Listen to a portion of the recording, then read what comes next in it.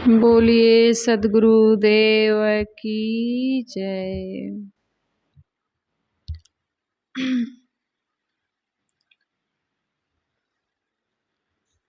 आज का प्रसंग है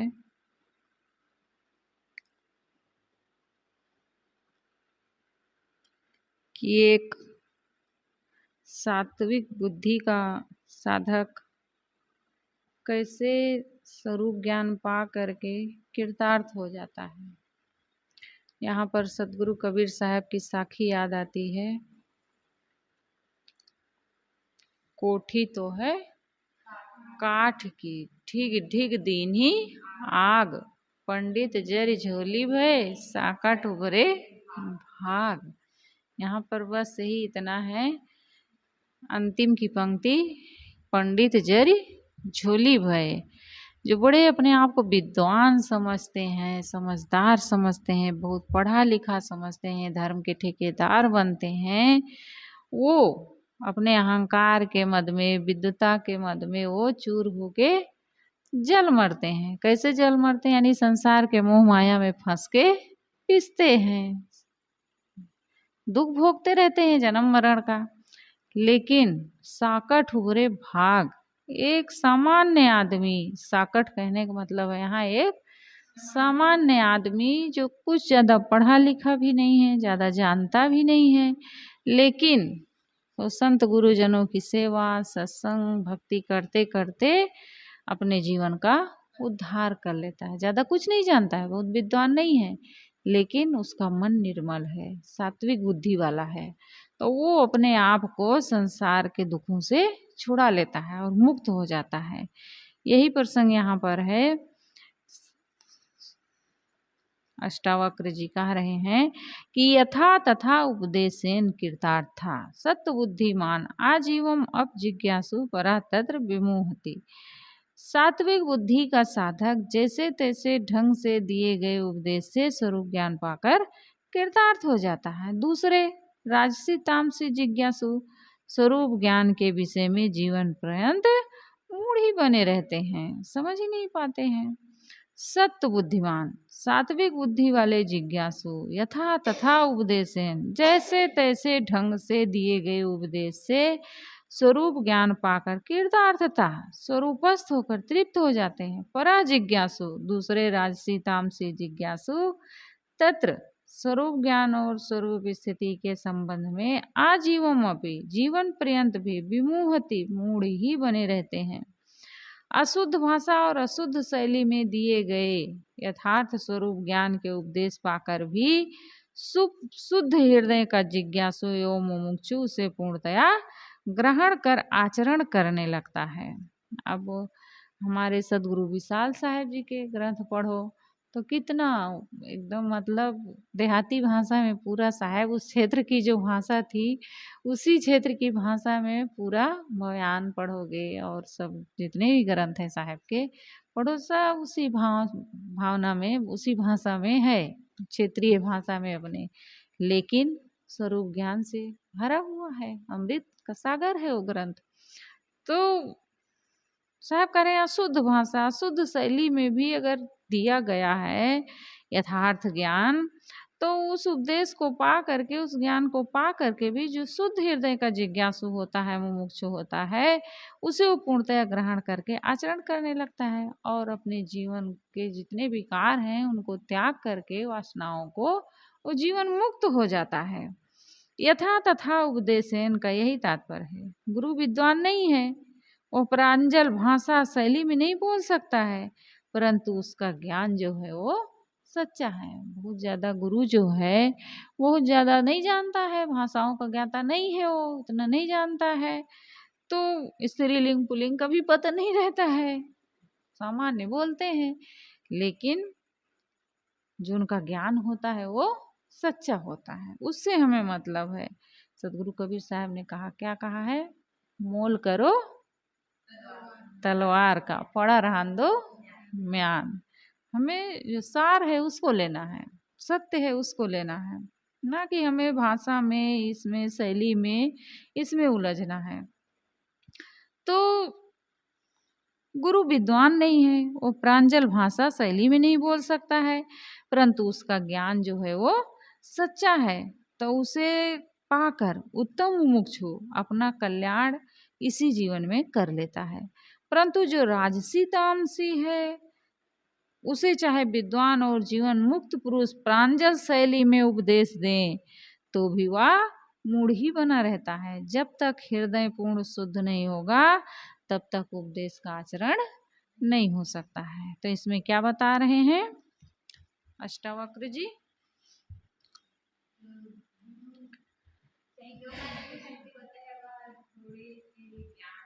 मंद बुद्धि नहीं, सात्विक बुद्धि।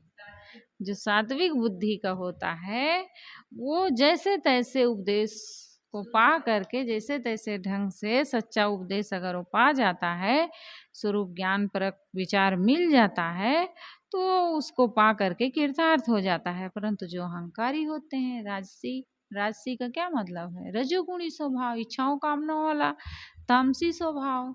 तामसी किसको कहते हैं? हाँ, तामसी यानी जो क्रोधी है, मूढ़ है। ऐसे व्यक्ति अगर पाते हैं स्वरूप ज्ञान तो वो उसके विषय में कुछ नहीं समझ पाते और ज्यों के त्यों बने रहते हैं। तो शंकर अष्टावक्र जी का यहाँ कहने का भाव है कि जब तक हमारा हृदय पूर्ण शुद्ध नहीं होगा तब तक उपदेश का आचरण नहीं हो सकता है। मोक्षो विषय वैरस्यम बंधो वैशिको रसः यताव देव विज्ञानम यथेच्छस तथा कुरु। मोक्षा विषय वैरस्यम बंधा वैषयिक रसः यतावत यो विज्ञानम यथा इच्छस तथा कुरु। मोक्ष है विषयासक्ति का पूर्ण त्याग। मोक्ष क्या है? विषयासक्ति का पूर्ण त्याग। और बंधन क्या है? विषयासक्ति। इतना नहीं बोल सकते, वही चीज बता रहे हो तो उसके उल्टा उसी को बता दो। सोच में पड़ जाते हो क्या होगा बंधन। मोक्ष है विषयासक्ति का पूर्णतया त्याग और बंधन है विषयासक्ति में पड़े रहना। इतना ही विज्ञान है। जैसी इच्छा हो वैसा करो, इतना है विज्ञान। जैसी इच्छा है वैसा करो, चाहे विषयासक्ति का त्याग करो और चाहे विषयासक्ति को ग्रहण करो। विषय वैरस्य, विषयों में रस नहीं है। विषय वैरस्य, वैरस यानी बिना रस का है, विषय में कोई रस नहीं है, लेकिन आदमी उसी में मानता है सुख, विषयों से ही सुख मिलेगा और उसी को पकड़ता है। तो क्या कह रहे हैं अष्टावक्र? विषय वैरस्य, विषयों में रस नहीं है, सुख नहीं है, अपितु दुख है। इसी के पीछे पूरे जीवन की परतंत्रता है, तृष्णा की वृद्धि है, जन्म मृत्यु का प्रवाह है। इस प्रकार की जब दृढ़ बुद्धि हो जाती है तब साधक मुक्त है। जब साधक ऐसा सोच लेता है कि विषयों में रस नहीं है, सुख नहीं है, अपितु दुख है, इसी के पीछे पूरे जीवन की परतंत्रता है। परतंत्रता का क्या अर्थ होता है? बंधन, बंधन में बन जाता है। तृष्णा की वृद्धि है, जन्म मृत्यु का प्रवाह है। ऐसी जब दृढ़ बुद्धि हो जाती है तब साधक क्या होता है? मुक्त होता है। क्योंकि ऐसी बुद्धि के साधक के मन के द्वंद्व शांत हो जाते हैं, उसे कुछ पाने भोगने की कामना नहीं रह जाती है। वैषयिक रसः, विषयों से जुड़ा, विषयों में आसक्त, विषयों से सुख मिलेगा। जिसकी ऐसी बुद्धि है वो कहाँ है? बंधन में है। वैषयिक रसः, विषयों से जुड़ा, विषयों में आसक्त, विषयों से सुख मिलेगा। ऐसी जैसी जिसकी बुद्धि है वो बंधन में है। जब तक ये बुद्धि बनी रहेगी, विषयों में रस मानेगा, सुख मानेगा, तब तक वह न उससे छूट सकता है न वह शांति पा सकता है। वाग में प्राग्ञ महा उद्योगम जन्म मूक जड़ा आलसम करोति तत्वबोधा अयम अता त्यक्ता बुभुक्षुभि। ये आत्म तत्वबोध पर प्रखर प्रवक्ता प्रज्ञावान तथा महाउद्योगशील मनुष्यों को मूक, जड़ और आलसी बना देता है। इसलिए भोगों की इच्छा रखने वाले आत्मज्ञान से अपने को दूर रखते हैं। अयम तत्व बोधा, ये आत्म तत्व का ज्ञान। अयम तत्व बोधा, ये आत्म तत्व का ज्ञान। वाग में परखर प्रवक्ता, प्राग परखर ज्ञानी तथा महाउद्योगम महान परिश्रमी जन्म मनुष्यों को मूक, जड़, आलसम, करोत, मौन, मूढ़ और आलसी कर देता है। अतः बुभुक्षुभि, इसलिए भोगों की इच्छा रखने वाले तत् त्यक्ता आत्मज्ञान को त्याग देते हैं। तत्व अंतिमी सत्यता निज स्वरूप का बोध है। निज स्वरूप का ज्ञान तथा स्थिति न होने से हम भ्रमवश भोगों की तरफ भागते हैं। भोगों की तरफ क्यों लोग भागते हैं? क्योंकि उन्हें निज स्वरूप का ज्ञान नहीं है, उसमें स्थिति नहीं है, तो भ्रमवश भोगों की तरफ भागते हैं कि भोगों में सुख है और सदा तृप्त रहते हैं। जब निज स्वरूप का ज्ञान हो जाता है तब मन, वाणी और इंद्रियां विश्राम पा जाती हैं। जब निज स्वरूप का ज्ञान हो जाता है तब मन, वाणी और इंद्रियां विश्राम पा जाती हैं। जानने से पांडित्य एवं ज्ञान बढ़ता है, परंतु बोधवान अनजान स्थिति में चला जाता है। कुछ न जानने, कुछ न सोचने की स्थिति में चला जाता है। संकल्प शून्य निर्विकल्प समाधि पांडित्य है। उत्तरोत्तर ज्ञान बढ़ना तथा तत्वबोध है। उत्तरोत्तर दिस जगत को भूलते जाना। जब सब भूल गया तब अपने आप शेष है, बका है। ऐसा व्यक्ति बोलने की इच्छा नहीं करता, वो मौन रहे कि हरि यश गाओ। या तो मौन रहेगा या तो जब बोलेगा तो वो क्या बोलेगा? आत्मज्ञान की चर्चा करेगा। तो ऐसा व्यक्ति ही बका है कहते हैं। ऐसा व्यक्ति बोलने की इच्छा नहीं करता, मौन हो जाता, मूक हो जाता है। यह अलग बात है कि वह लोक कल्याण के लिए बोलता है, परंतु जानने और पाने के लिए कर्म किया जाता है। जब कुछ जानने और पाने की इच्छा ही नहीं तो कर्म क्यों करें? इसलिए वह निष्कर्म हो जाता है। परंतु उसका कुछ न करना, बहुत कुछ करना रहता है। कोई ऐसा संत हम लोगों के बीच हो तो हमें अमोघ प्रेरणा मिलेगी। वैसे संत प्रायः जीवन पर्यंत लोक कल्याण के लिए गतिशील रहते हैं। ना तुम देहा ना ते देहा, भोक्ता करता ना वा भवान, चित रूपा अस सदा साक्षी निरपेक्षा सुखम चरा। ना तुम देह हो ना तुम्हारी देह है, ना तुम करता अथवा भोक्ता हो। आप तो चेतन स्वरूप हैं, शाश्वत दृष्टा और निष्काम रूप हैं। अतएव सुख पूर्वक जीवन व्यतीत करें। क्या कह रहे हैं इसमें शंकराचार्य जी कि ना तुम देह हो ना तुम देहा, ना तुम देह हो ना ते देहा, ना तुम्हारी देह है। भोक्ता करता ना वा भगवान, ना तुम करता अथवा भोक्ता हो। आप तो चेतन स्वरूप हैं, चित स्वरूपा, आप तो चेतन स्वरूप हैं। अस्य सदा साक्षी निरपेक्षा सुखम चरा, शाश्वत दृष्टा और निष्काम स्वरूप हो। सुखम चरा, सुख पूर्वक जीवन व्यतीत करो। ग्रंथकार बोध वैराग की कील बारंबार ठोकते हैं। वो कहते हैं कि तुम क्यों दुखी हो? ना तुम देह हो ना देह तुम्हारी है। जब देह ही तुम्हारी नहीं है तब संसार में तुम्हारा क्या है? जब तू है अकेला तब झमेला कौन काम का। गुरुदेव जी इसको कहते थे, इसलिए लिख भी दिए हैं। जाय के अकेल तो झमेल कौने काम के, गुरुदेव जी ऐसे बोलते थे। यहाँ लिखे हैं जब तू है अकेला तब झमेला कौन काम का। सेवा करो, विनम्र हो और वासना छोड़ करके शांत रहो। जब तुम्हारा कुछ यहाँ है ही नहीं तो किसके लिए तुम सुखी दुखी हो रहे हो? राग देशो मनोधर्मो न मना ते कदाचना, निर्विकल्प अस बोधात्मा निर्विकारा सुखम चरा। राग द्वेष क्या है? मन के विकार है। राग द्वेषो मनोधर्मो, राग द्वेष क्या है? मन के विकार है। ना मनाते कदाचना, तुम कभी भी मन नहीं हो। तुम तो निर्विकल्प अस बोधात्मा निर्विकार सुखम चरा, तुम तो कल्पना शून्य संकल्प विकल्प रहित ज्ञान स्वरूप तथा निर्मल हो। अतएव सुख पूर्वक जीवन व्यतीत करो। ये राग द्वेष क्या है? मन के धर्म है, ये जीव का धर्म नहीं है। जितने विकार हैं ये जीव में नहीं है, ये मन के विकार हैं। तो साहब क्या अष्टावक्र जी क्या कह रहे हैं कि राग द्वेष मन के धर्म है। यदि मन में राग द्वेष चलते हैं तो तुम्हारा कुछ नहीं बिगड़ता।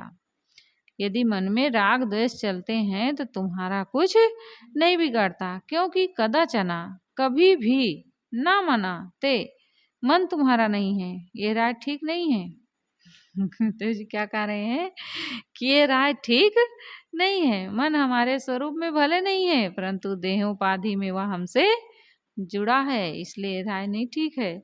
यदि मन में राग द्वेष हैं तो उनके हम उत्तरदायी भी हैं। अगर राग द्वेष हमारे मन में है तो उनके उत्तरदायी कौन है? हम हैं। मन कोई स्वतंत्र जंतु नहीं है, अपितु हमारी अभ्यासिक वृत्ति है, हमने अभ्यास बनाया है। यदि मन में राग द्वेष है तो हमारी भोग तथा प्रतिष्ठा की कामना है, अहंकार है। हमें राग द्वेष को पूर्णतया मिटाना है। बिना राग द्वेष पूर्णतः मिटे शाश्वत शांति नहीं मिलेगी। जैसे हम निर्विकार निर्विकल्प तथा ज्ञान स्वरूप हैं, वैसी रहनी में रहकर ही अगाध अमृत में जी सकते हैं, तभी सुखम चरितार्थ होगा। जैसे हमारे स्वरूप में राग द्वेष नहीं है, हमारा जो स्वरूप है, आत्म स्वरूप है, वो कैसा है? निर्विकल्प है, निर्विकार है, ज्ञान स्वरूप है। ऐसी रहनी में भी जब हम रहेंगे तभी हमें अगाध अमृत मिल सकता है, तभी सुखम चरितार्थ होगा। सर्वभूतेश्च आत्मानं सर्वभूतांच आत्मनि विज्ञाय निरहंकारा निर्ममा तुम सुखी भव। सभी प्राणियों में आत्मा को और सभी प्राणियों को आत्मा में समझकर अहंकार शून्य तथा ममता रहित होकर तुम सुखी हो जाओ। क्या कह रहे हैं? सभी प्राणियों में आत्मा को और सभी प्राणियों को आत्मा में समझकर कैसे हो जाना है? अहंकार शून्य तथा ममता रहित होकर सुखी हो जाओ। समता और शील के लिए यह एक उत्तम धारणा है। सभी आत्मा सजाती है, सजाती है, एक समान है, हमारी ही जाति के है, ऐसा सब मेरे समान है, इसलिए मानो वो मुझ में है और मैं उनमें हूँ। ऐसा समझकर किसी को मन, वाणी तथा शरीर से कभी दुख न दिया जाए, अपितु जहाँ तक बन सके दूसरे की सेवा की जाए। पूर्ण सुखी होने के लिए हमें अहंकार और ममता को पूरा छोड़ देना चाहिए। पूरा सुखी होने के लिए क्या करना होगा? अहंकार और मोह को पूरा छोड़ना पड़ेगा। अगर पूर्ण रूप से सुख चाहते हो तो थोड़ा चाहते हो थोड़ा छोड़ो, ज्यादा चाहते हो ज्यादा छोड़ो। अब अगर पूरा पूरा चाहते हो तो पूर्ण रूप से छोड़ना पड़ेगा। हमें हमारे अहंकार ममकार जलाते हैं, इसीलिए ग्रंथकार कहते हैं निरहंकारा निर्ममा तुम सुखी हो। तुम अहंकार शून्य और ममता छोड़ करके सुखी हो जाओ। विश्वम स्फुरत यत्र इदम तरंगायु सागरे तत्त्वं यो न संदेहा चिन्मूर्ते विजरा भव। जैसे समुद्र में तरंगे उठती हैं, वैसे जहाँ इस संसार के स्मरण उठते हैं, वैसे जहाँ इस संसार के स्मरण उठते हैं, वह तुम चेतन स्वरूप ही हो, इसमें संदेह नहीं है। अतएव संसार का संबंध स्मरण मात्र जानकर संताप से रहित हो जाओ।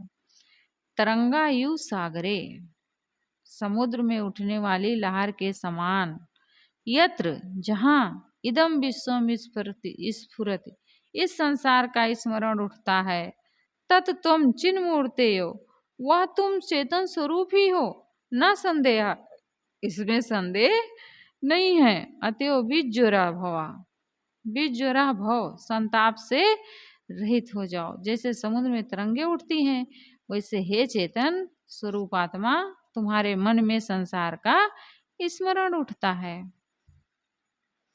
संसार तुम्हारे में नहीं है, उसका तुम्हारा संबंध कैसा है?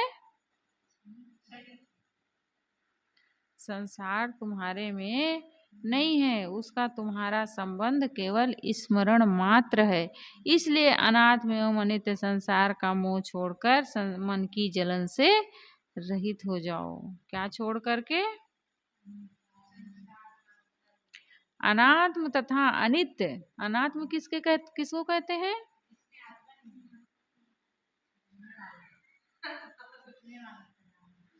अनात्म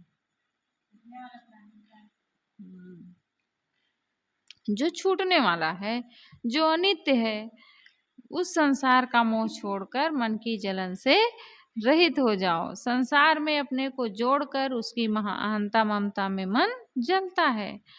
जहाँ जहाँ हम जोड़ते हैं अपने आप को, वहीं वहीं हमारा मन जलता रहता है। जहाँ अपना मान लेते हैं, अब उसमें दुख आ गया कोई, तो हम उसमें दुखी हो रहे हैं, पीड़ित हो रहे हैं। उसकी हानि हो गई तब भी हम दुखी हो रहे हैं। तो जहाँ जहाँ हम अपने आप को संसार से जोड़ते हैं, उसकी हंता ममता में हमारा मन जलता है। अपनी शुद्ध रूपता तथा असंगता को समझो और असंग भाव में स्थित होकर के सुखी हो जाओ। श्रद्धा सुतात श्रद्धा सुना अत्र मोहम पुरुष भो ज्ञान स्वरूपा भगवान आत्मा तुम प्रकृति परा। हे प्रिय आदरणीय इस अनात्म संसार में मोह ना करो। क्या कह रहे हैं? हे प्रिय, श्राद्धस्व कह रहे हैं, तात, हे प्रिय आदरणीय इस अनात्म संसार में मोह न करो। हमारे सदगुरु कबीर साहब क्या कहते हैं? दादा भाई बाप के लेखो चरणन होइयो बंदा, अब की पुरिया जो निर्वारे सोजन सदा आनंदा। साहब भी क्या कहते हैं? तुम्हें दादा कहता हूँ, भाई पप्पा लल्ला सब कुछ कहने को तैयार हूँ। अब की पुरिया को निर्वाल लो, आसना की गठरी को खोल करके जन्म मरण के दुख से मुक्त हो जाओ। तो यहाँ पर अष्टावक्र जी भी क्या कह रहे हैं? हे प्रिय आदरणीय इस अनात्म संसार में मोह ना करो, मेरी बात में श्रद्धा करो। श्रद्धा करो, 2 बार कह रहे हैं। श्रद्धस्व तात श्रद्धस्व, 2 बार कह रहे हैं। श्रद्धा करो, श्रद्धा करो। तुम जड़ प्रकृति से परे ज्ञान स्वरूप चेतन आत्मा हो और तुम ही भगवान हो। भगवान आत्म तत्व प्रकृति परा। तुम जड़ प्रकृति से परे हो, ज्ञान स्वरूप चेतन आत्मा हो और भगवान आत्मा तुम ही भगवान हो। संस्कृत भाषा में भो किसी को आदर में कहा जाता है, अति आदर सूचक है और तात्प्रिय को कहते हैं। गुरु शिष्य को प्यार और आदर देते हुए कहते हैं, हे प्रिय आदरणीय न अत्र मोहम कुरुष, इस अनाथ एवं सदा के लिए छूट जाने वाले संसार में मोह ना करो और मेरी बात पर श्रद्धा करो। तुम ज्ञान स्वरूप आत्मा हो, भगवान हो, परमात्मा हो और जड़ प्रकृति से सर्वथा परे हो। तुम अपने को तुच्छ न समझो अपितु सर्वोच्च समझो। श्रद्धा शब्द पर यास्क मुनि ने अपने निरुक्त में बताया है कि श्रत और धा 2 पदों को मिलाकर श्रद्धा शब्द बनता है। श्रत का अर्थ क्या है? श्रत का अर्थ होता है सत्य और धा का अर्थ क्या होता है? धारण करना। मन की वह वृत्ति जो सत्य को धारण करे वही श्रद्धा है। यहाँ ग्रंथकार श्रद्धा का 2 बार प्रयोग करके जोड़ देते हैं कि अपने में श्रद्धा करो। तुम तुच्छ नहीं, महान हो, प्रकृति पार परमात्मा हो, अपने आप में स्थित हो जाओ। पूरा ये ज्ञान का सागर है, इतना बढ़िया है अष्टावक्र गीता। सबको पढ़ना चाहिए अलग से इसको। कहाँ है? लाए तो हैं 3 4, वो अलमारी में रखने के लिए, लेके बैठने के लिए थोड़े देखें उसमें। गुणे संवेष्टिता देहा तिष्ठत आयात याति चा आत्मा न गंता न गंता किम एनम अनुशोचस। गुणे प्राकृतिक गुण क्या है?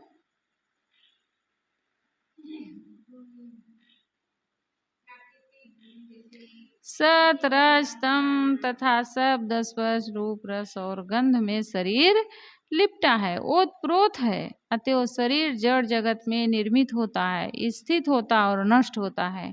आत्मा न जन्मता है और न मरता है, फिर तो क्यों इसके संबंध में चिंता करता है। गुण प्राकृतिक गुणों सत रज तम तथा शब्द आदि पांचों विषयों से देहा संवेष्टिता, देह लिपटी है। अतएव देह ही आयाति आती है, जन्मती है, तिष्ठत संसार में रहती है, और यात जाती है, नष्ट होती है। आत्मा न गंता न गंता, आत्मा न आता है और न जाता है, न जन्मता है और न मरता है, फिर किम एनम सोचस, क्यों इसके विषय में चिंता करते हो। तुम शुद्ध चेतन अमर आत्मा हो, तुम्हारी उत्पत्ति और विनाश नहीं है। देह ही बनती मिटती है, अतः देह ही परिवर्तनशीलता पर चिंता मत करो। देह की परिवर्तनशीलता पर चिंता मत करो, अपितु देह की आसक्ति और विषयों की तृष्णा त्याग कर आत्म शांति लो, जिससे पुनः देह में न आना पड़े। देहा तिष्ठत कल्पांतम गच्छत अधयो वा पुनः, क्व वृद्धि क्व चा वा हानि तो चिन्मात्र रूपिणा। शरीर कल्पांत तक रहे अथवा भी नष्ट हो जाए, इससे तुम्हारी क्या बढ़ती होगी, क्या हानि होगी। तुम तो चेतन स्वरूप मात्र हो। 4 अरब 32 करोड़ का एक कल्प माना जाता है। ग्रंथकार कहते हैं कि तुम्हारा शरीर एक कल्प तक स्थिर रहे तो तुम्हारी क्या बढ़ती होगी, क्या लाभ होगा, और आज ही शरीर छूट जाए तो तुम्हारी क्या हानि होगी, क्योंकि तुम केवल चेतन स्वरूप हो जिसमें संसार है ही नहीं। अतएव देहाभिमान की चादर फाड़ फेंको, तुम निर्विशेष असंग शुद्ध चेतन हो, तुम्हारे में संसार का भास भी नहीं है। कितनी उच्च स्थिति की बात है।